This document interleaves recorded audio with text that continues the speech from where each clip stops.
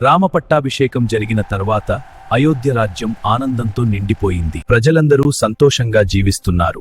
ఒక రాత్రి రాముడు తన రాజభవన తోటలో నడుస్తూ ఉండగా ఒక చిన్న వానరుడు వచ్చి వినయంగా నమస్కారం చేశాడు. అది హనుమంతుడు కాదు, చిన్న వానరుడు. అతను రాముడిని చూసి ఇలా అన్నాడు: ప్రభూ, మీ రాజ్యంలో ఒక పెద్ద సందేహం పుట్టింది. రాముడు ఆశ్చర్యపోయాడు. ఏ సందేహం అని అడిగాడు.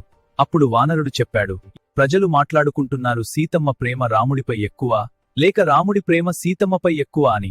ఈ సందేహం ప్రజల మనసులో ఉంది అంటే దానికి సమాధానం చెప్పాలి అని అనుకున్నాడు. ఇప్పుడు రాముడు ఒక చిన్న పరీక్ష ఆలోచించాడు. అప్పుడు రాముడు ఇలా అన్నాడు: సీతమ్మ, ఈ పూలను ఒక రాత్రి మొత్తం వాడిపోకుండా కాపాడాలి. ఒక్క పువ్వు కూడా వాడిపోకూడదు. కాని ఆ రాత్రి మధ్యలో ఆ పూలు ఒక్కొక్కటిగా వాడిపోవడం ప్రారంభించాయి. అప్పుడు సీతమ్మ కళ్ళను మూసుకుని రాముడిని ధ్యానం చేయడం ప్రారంభించింది. రామ రామ రామ రామ. కొన్ని క్షణాల్లోనే అన్ని పూలు మళ్లీ తాజాగా మారిపోయాయి. సీతమ్మ ముఖంలో మళ్లీ చిరునవ్వు కనిపించింది. మరుసటి రోజు రాముడు వచ్చాడు. పూలు ఇంకా తాజాగా ఉన్నాయి. రాముడు చిరునవ్వు నవ్వాడు.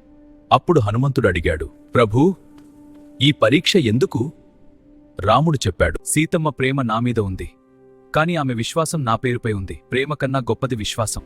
సీతమ్మ ప్రేమలో అత్యంత గొప్పది ఆమె విశ్వాసం. అందుకే రాముడు సీతమ్మ ప్రేమ ఈ ప్రపంచానికి ఒక గొప్ప ఉదాహరణ.